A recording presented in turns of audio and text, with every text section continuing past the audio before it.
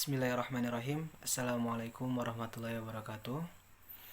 Innal hamdalillah nahmadu wa nasta'inu wa nastaghfiruh wa na'udzu billahi min syururi anfusina wa min sayyiati a'malina may yahdihillahu fala mudhillalah wa may yudlilhu fala hadiyalah. Asyhadu an la ilaha illallah wa asyhadu anna Muhammadan abduhu wa rasuluh la nabiyya ba'dah. Amma ba'du. Alhamdulillah, pada kesempatan kali ini kita dapat melaksanakan pelajaran pada mata kuliah Ulumul Quran yang insya Allah kami dari kelompok 8 akan memaparkan suatu presentasi yang berjudul Asbabun Nuzul. Untuk pembahasan yang pertama yaitu pengertian Asbabun Nuzul. Asbabun Nuzul merupakan bentuk idhofah dari kata asbab dan nuzul. Secara etimologi, Asbabun Nuzul adalah sebab-sebab yang melatar belakangi terjadinya sesuatu. Meskipun segala fenomena yang melatar belakangi terjadinya sesuatu bisa disebut dengan asbabun nuzul, namun dalam pemakaiannya, ungkapan asbabun nuzul khusus dipergunakan untuk menyatakan sebab-sebab yang melatar belakangi turunnya Al-Quran. Seperti halnya asbabul wurud. Asbabul wurud adalah sebab-sebab yang secara khusus digunakan bagi sebab-sebab turunnya suatu hadis. Sedangkan secara terminologi atau istilah, asbabun nuzul dapat diartikan sebagai sebab-sebab yang mengiringi diturunkannya ayat-ayat Al-Quran kepada Nabi Muhammad SAW karena ada suatu peristiwa yang membutuhkan penjelasan atau pertanyaan yang membutuhkan jawaban. Banyak pengertian terminologi yang dirumuskan oleh para ulama. Di antaranya, menurut Imam Az-Zarqani, asbabun nuzul adalah khusus atau suatu yang terjadi serta ada hubungannya dengan turunnya ayat Al-Quran sebagai penjelas hukum pada saat peristiwa itu terjadi. Yang kedua dari Imam As-Sobuni, asbabun nuzul adalah peristiwa atau kejadian yang menyebabkan turunnya satu atau beberapa ayat mulia yang diajukan kepada Nabi atau kejadian yang berkaitan dengan urusan agama. Lalu yang ketiga ada Imam Subhi Sholih. Asbabun nuzul adalah suatu yang menjadi sebab turunnya satu atau beberapa ayat Al-Quran atau ayat-ayat terkadang menyiratkan peristiwa itu sendiri sebagai respon atasnya atau sebagai penjelas terhadap hukum-hukum di saat peristiwa itu terjadi. Lalu yang keempat dari Imam Mana Al-Qatan. Asbabun nuzul adalah peristiwa-peristiwa yang menyebabkan turunnya Al-Quran yang berkenaan dengannya waktu peristiwa itu terjadi, baik berupa suatu kejadian atau berupa pertanyaan yang diajukan kepada Nabi. Lalu yang kelima dari Imam Al-Waqidi, asbabun nuzul adalah peristiwa sebelum turunnya ayat, walaupun sebelumnya itu masanya jauh, seperti adanya peristiwa gajah dengan surat Al-Fil. Bentuk-bentuk peristiwa yang melatar belakangi turunnya Al-Quran itu sangat beragam, di antaranya berupa konflik sosial seperti ketegangan yang terjadi antara suku Aus dan suku Khazraj, kesalahan besar seperti kasus salah seorang sahabat yang mengimami sholat dalam keadaan mabuk, dan juga pertanyaan-pertanyaan yang diajukan oleh salah seorang sahabat kepada Nabi Muhammad SAW, baik berkaitan dengan sesuatu yang telah lewat, sedang, atau yang akan terjadi. Persoalan apakah seluruh ayat Al-Quran ini memiliki asbabun nuzul atau tidak, ternyata telah menjadi bahan kontroversi di antara para ulama. Sebagian ulama berpendapat bahwa tidak ada semua ayat Al-Quran memiliki asbabun nuzul, sehingga diturunkan tanpa ada yang melatar belakanginya atau ibtida. Dan ada pula ayat Al-Quran yang itu diturunkan dengan dilatar belakangi oleh suatu peristiwa atau goiru ibtida. Pendapat tersebut hampir merupakan konsensus para ulama. Akan tetapi ada yang menguatkan bahwa kesejarahan Arabia pra-Quran pada masa turunnya Al-Quran merupakan latar belakang makro Al-Quran. Sementara riwayat-riwayat asbabun nuzul merupakan latar belakang mikronya. Pendapat ini berarti menganggap bahwa semua ayat Al-Quran memiliki sebab-sebab yang melatar belakanginya. Untuk pembahasan yang selanjutnya yaitu sejarah perkembangan ilmu asbabun nuzul. Sejak zaman sahabat, pengetahuan tentang asbabun nuzul dipandang sangat penting untuk bisa memahami penafsiran Al-Quran yang benar. Karena itu mereka berusaha untuk mempelajari ilmu ini. Mereka bertanya kepada Nabi SAW tentang sebab-sebab turunnya ayat atau kepada sahabat lain yang menjadi saksi sejarah turunnya ayat-ayat Al-Quran. Dengan demikian pula, Para tabi'in yang datang kemudian, ketika mereka haus menafsirkan ayat-ayat hukum, mereka memerlukan pengetahuan asbabun nuzul agar tidak salah faham dan juga tidak salah dalam mengambil suatu kesimpulan. Dalam perkembangannya, ilmu asbabun nuzul menjadi sangat urgen.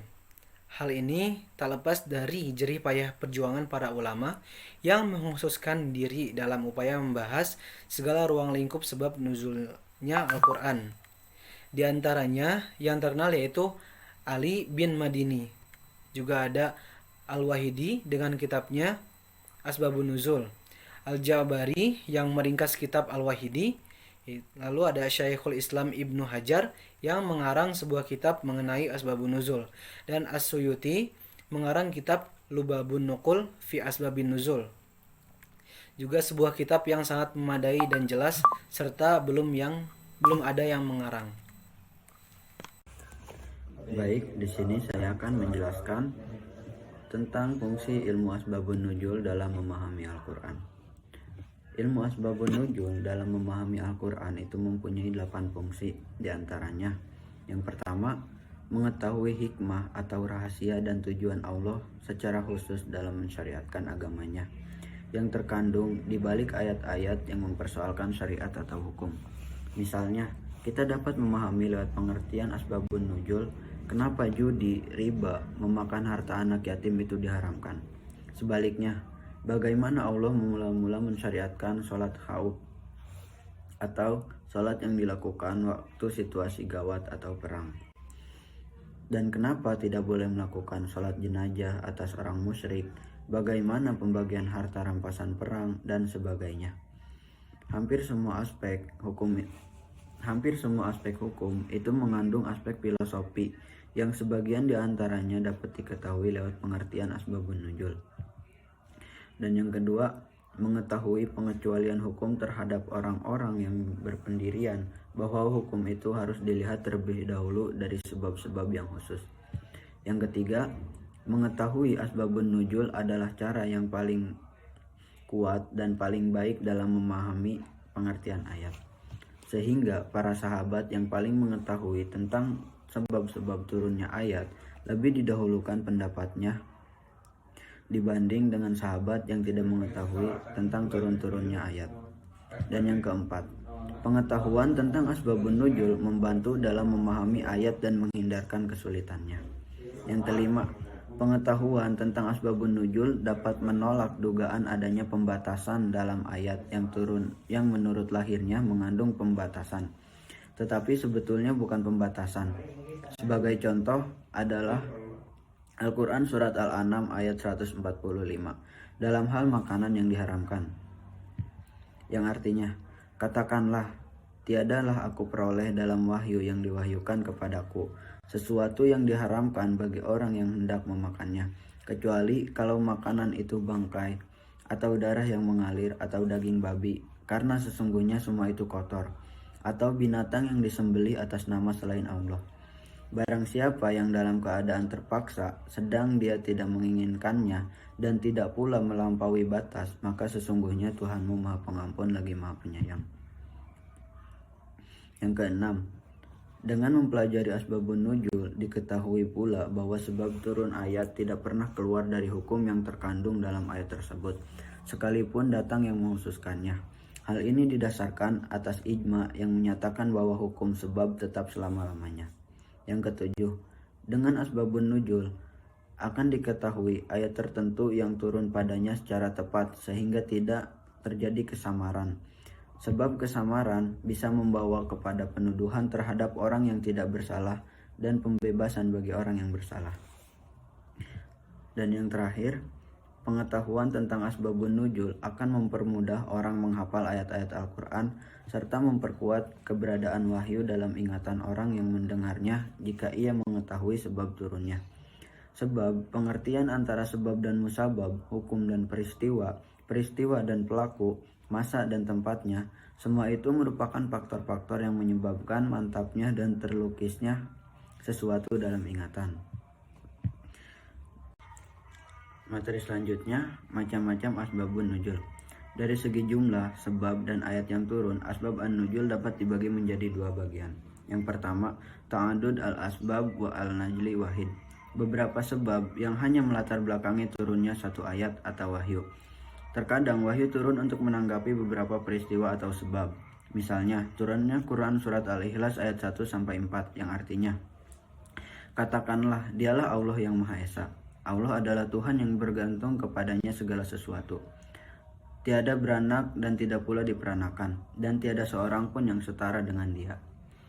Ayat-ayat yang terdapat pada surat di atas turun sebagai tanggapan terhadap orang-orang musyrik Mekah sebelum Nabi hijrah, dan terhadap kaum ahli kitab yang ditemui di Madinah setelah hijrah. Kemudian yang kedua, ta'adud an-najli wa al-asbab wahid. Satu sebab yang melatar belakangi turunnya beberapa ayat. Contoh, Quran surat Ad-Dukhan ayat 10, 15, dan 16 yang artinya, maka tunggulah hari ketika langit membawa kabut yang nyata. Quran surat Ad-Dukhan ayat 10.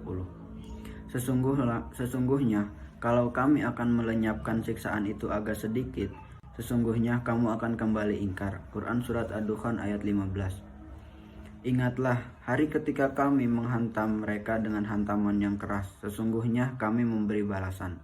Quran surat Ad-Dukhan ayat 16. Asbab an-nuzul dari ayat-ayat tersebut adalah, dalam satu riwayat dikemukakan, ketika kaum Quraisy durhaka kepada Nabi Shallallahu Alaihi Wasallam, beliau berdoa supaya mereka mendapatkan kelaparan umum seperti kelaparan yang pernah terjadi pada zaman Nabi Yusuf. Alhasil, mereka menderita kekurangan. Sampai-sampai mereka pun makan tulang, sehingga turunlah Quran surat Ad-Dukhan ayat 10.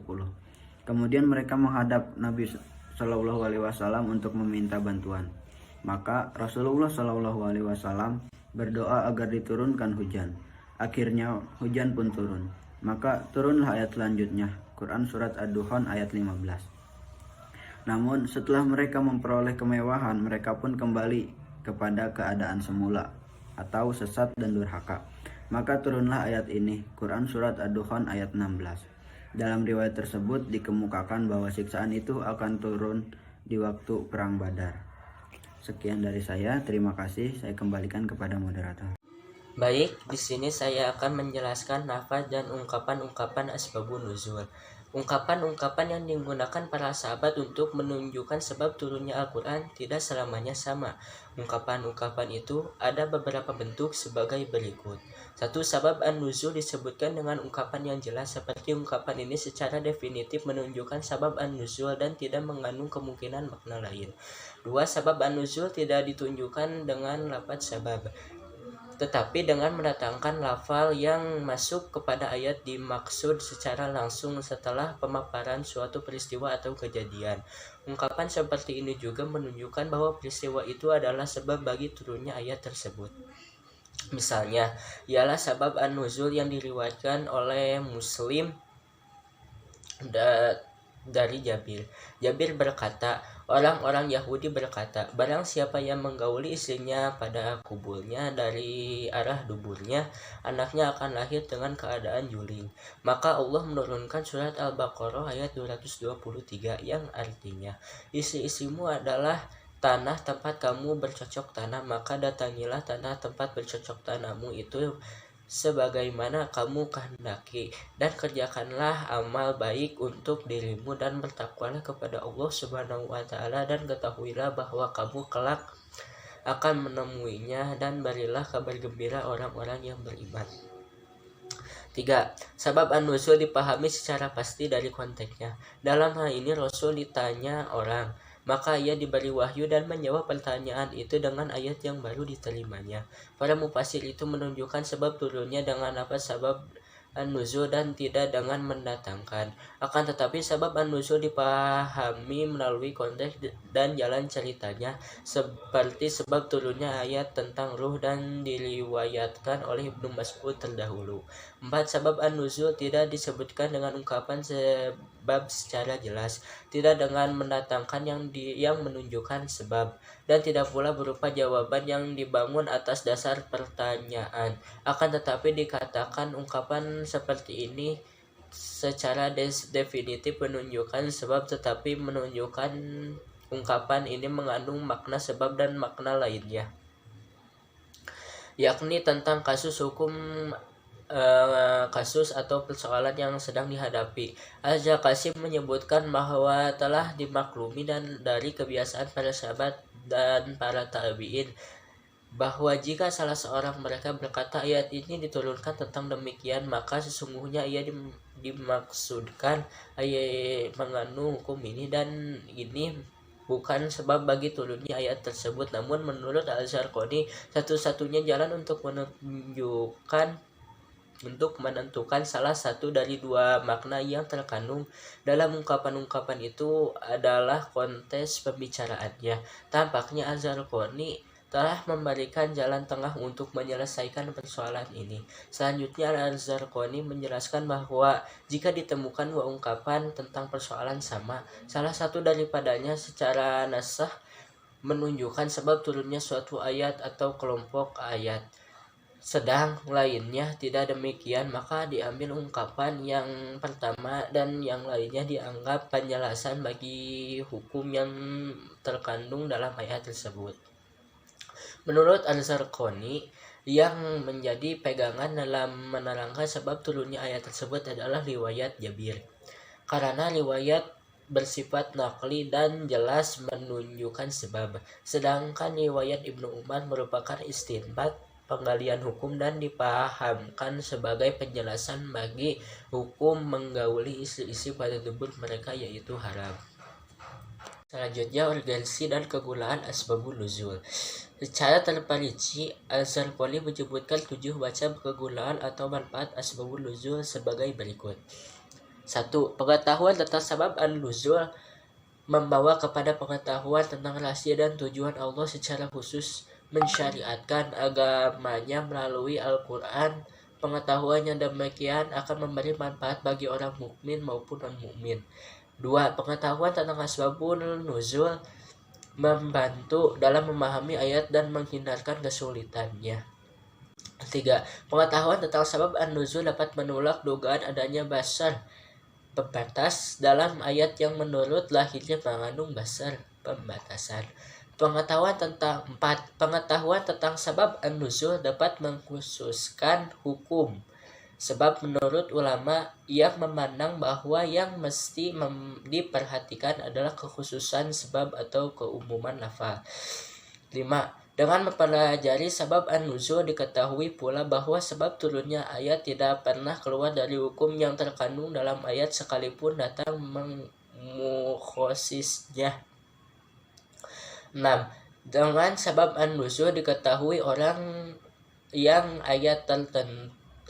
dapat diketahui ayat tertentu turun padanya secara tepat sehingga tidak terjadi kesabaran.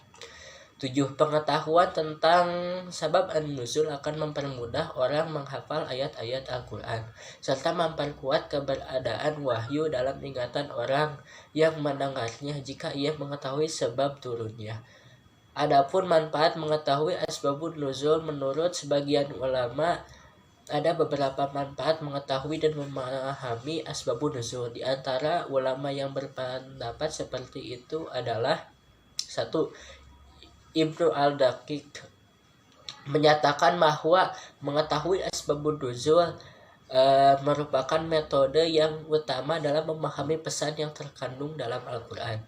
2. Ibnu Taimiyah menyatakan bahwa mengetahui asbabun nuzul akan membantu dalam memahami ayat Al-Quran karena mengetahui sebab maka mengetahui musabab. 3. Al-Wahidi menyatakan sebagaimana dikutip oleh As-Sayuti bahwa tidak mungkin seseorang dapat menafsirkan suatu ayat tanpa mengetahui sejarah turunnya dan latar belakang masalahnya. Selain yang disebutkan di atas, mengafi asbabun nuzul dengan baik akan memberi manfaat juga sebagai berikut. 1. Mengetahui hikmah dan rahasia diundangkannya sebuah hukum dan perhatian syariat terhadap kepentingan umum tanpa membedakan etnik. 2. Mengetahui asbabun nuzul dapat membantu dalam mendapatkan kejelasan tentang beberapa ayat. 3. akan membantu seseorang untuk melakukan pengkhususan hukum terbatas pada sebab-sebab tertentu, terutama ulama-ulama yang menganut kaidah-kaidah khusus. 4. Pemahaman asbabun nuzul dapat membantu seseorang lebih memahami apakah suatu ayat berlaku atau berlaku khusus, serta dalam hal apa ayat itu harus diterapkan. Yang selanjutnya, kesimpulan. Asbabun nuzul adalah kejadian atau peristiwa yang melatar belakangi turunnya ayat Al-Quran. Ayat tersebut dalam rangka menjawab, menjelaskan, dan menyelesaikan masalah-masalah yang timbul dari kejadian-kejadian tersebut. Asbabun nuzul merupakan bahan-bahan sejarah yang dipakai untuk memberikan keterangan-keterangan terhadap lembaran-lembaran dan memberinya konteks dalam memahami perintah-perintah Allah Subhanahu wa taala. Sudah tentu bahan-bahan sejarah ini hanya melingkupi peristiwa-peristiwa pada masa Al-Quran masih turun atau asru at-tanzil. Lalu yang selanjutnya, macam-macam asbabun nuzul. Macam-macam asbabun nuzul, yang pertama dilihat dari sudut pandang redaksi-redaksi atau cara dan gaya menyusun kata yang dipergunakan dalam riwayat asbabun nuzul. Itu yang pertama ada sorih atau jelas, lalu ada mutamilah atau kemungkinan. Lalu dilihat dari sudut pandang berbilangnya asbabun nuzul untuk satu ayat atau sebaliknya. Berbilangnya ayat untuk satu asbab an-nuzul. Lalu yang pertama yaitu berbilangnya asbabun nuzul untuk satu ayat atau ta'addud al-asbab wa nazil al-wahid. Lalu yang selanjutnya variasi ayat untuk satu sebab, ta'addud al-nazil wal asbab al-wahid. Kesimpulan selanjutnya, lafaz dan ungkapan asbabun nuzul. Yang pertama, sababun nuzuli hadzal ayah atau sebab turunnya ayat ini ialah bla bla bla bla gitu. Lalu yang selanjutnya menggunakan ungkapan fanazalat atau fa'anzalallah. Lalu yang ketiga ada menggunakan kata fi sebelum menjelaskan suatu peristiwa. Lalu kesimpulan selanjutnya, urgensi dan kegunaan asbabun nuzul. Yang pertama, membantu dalam memahami ayat-ayat Al-Quran. Lalu yang kedua, mengatasi keraguan ayat. Yang ketiga, menghususkan hukum yang terkandung dalam ayat Al-Quran. Lalu yang keempat, mengidentifikasikan pelaku yang menyebabkan ayat Al-Quran turun. Lalu yang selanjutnya, memudahkan untuk menghafal dan memahami ayat. Cukup sekian materi yang bisa kami sampaikan. Kurang lebihnya kami mohon minta maaf yang sebesar-besarnya. Salam dari kami kelompok 8. Wassalamualaikum warahmatullahi wabarakatuh.